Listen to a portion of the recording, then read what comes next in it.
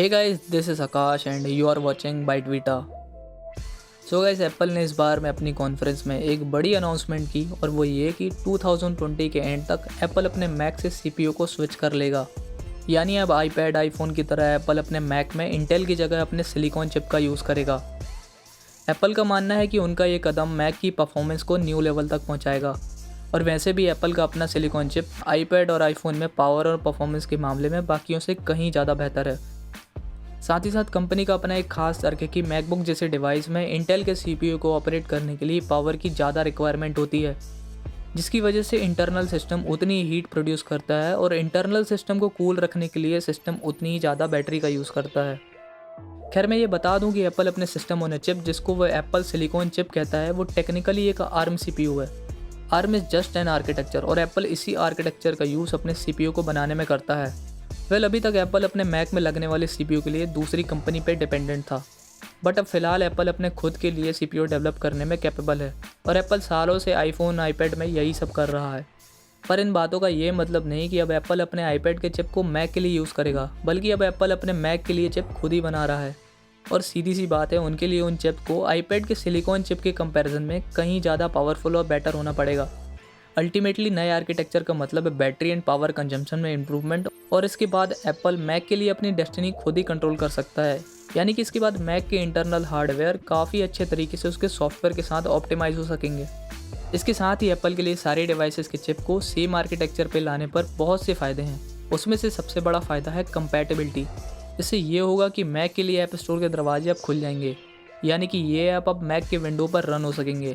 उसके लिए डेवलपर को कुछ खास स्पेशल नहीं करना होगा। इसमें एक बात तो क्लियर है कि एप्पल अभी मौजूदा मैक ऐप को पूरी तरह से नहीं छोड़ रहा है, बल्कि वो इसकी कंपैटिबिलिटी को दो तरीके से एड्रेस कर रहा है। पहला तो ये है कि ऐप को एक नए आर्किटेक्चर में पोर्ट करना, और दूसरा ये कि मैक यूज़र को वो ऐप यूज़ करने देना जो कि अब तक पोर्ट नहीं किए गए हैं। और इसके लिए अब डेवलपर अपने मौजूदा इंटेल मैक ऐप को एक्स कोड में ओपन कर सकेंगे और उनको फिर आर्म के लिए रिकम्पाइल भी कर सकेंगे।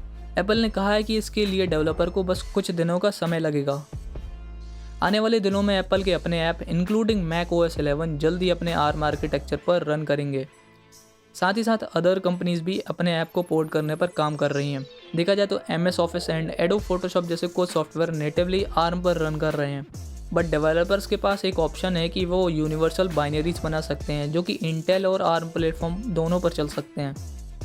और तो और डेवलपर अपने ऐप को पोर्ट करने के लिए एप्पल से डेवलपर ट्रांजिशन किट रेंट पर ले सकते हैं, जो कि डेवलपर को आर्म चिप्स के लिए ऐप डेवलप करने में हेल्प करेगा। बट गाइस, कुछ ऐप ऐसे भी होते हैं जिनको पोर्ट नहीं किया जा सकता। उसके लिए एप्पल ने रोजेटा 2 की अनाउंसमेंट की है। रोजेटा 2 एसेंशियली एक सिमुलेटर है जो कि इंटेल इंस्ट्रक्शन को ट्रांसलेट करके उन कमांड में कन्वर्ट करेगा जिसको एप्पल आर्म के चिप्स आसानी से समझ सकते हैं। रोजेटा 2 का यूज़ करके ही एप्पल ने अपने टॉम राइडर गेम की परफॉर्मेंस को दिखाया कि कैसे आर्म चिप्स पर उसकी परफॉर्मेंस माइक्रोसॉफ्ट की कंपैटिबिलिटी लेयर के कंपैरिजन में कहीं ज़्यादा फास्ट थी। कंपनी का मानना है कि इंटेल से स्विच करना ये कोई ऐसा काम नहीं है जो कि एक दिन में हो जाएगा। इसमें तो करीब 2 साल का वक्त लग सकता है, बिकॉज इंटेल सीपीयू के साथ नए मैक अभी भी प्रोडक्शन लाइन में है। सो फिलहाल मैक डिवाइस तो इंटेल चिप्स के साथ अभी भी आते रहेंगे और एप्पल मैक OS का अपडेशन इंटेल मैक डिवाइस के लिए भी करता रहेगा। सो गाइस, एप्पल के इस स्टेप को लेकर आपकी क्या ओपिनियन है, आप हमको कमेंट करके भी बता सकते हैं।